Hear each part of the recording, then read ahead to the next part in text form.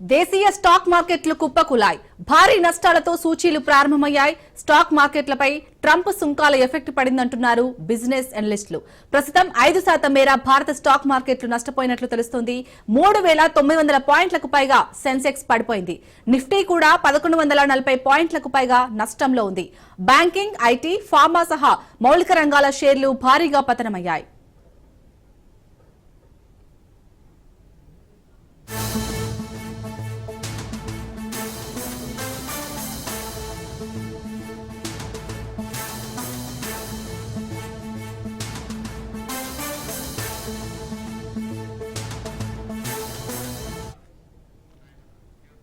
Asia మార్కెట్లు కూడా భారీగా పతనమయ్యాయి. 7% పైగా జపాన్ నిక్కీ ఇండెక్స్ పడిపోయింది. గిఫ్ట్ నిఫ్టీ 900 పాయింట్ల పతనమయ్యాయి. ట్రంప్ పరస్పర సుంకాలు ప్రకటించడంతో వాల్ స్ట్రీట్ లోనూ నష్టాల పరంపర కొనసాగుతుంది. వాణిజ్య లోటు పరిష్కారం కానంత వరకు ఇతర దేశాలతో ఒప్పందం కుదుర్చుకోనని ట్రంప్ తేల్చి చెప్పారు.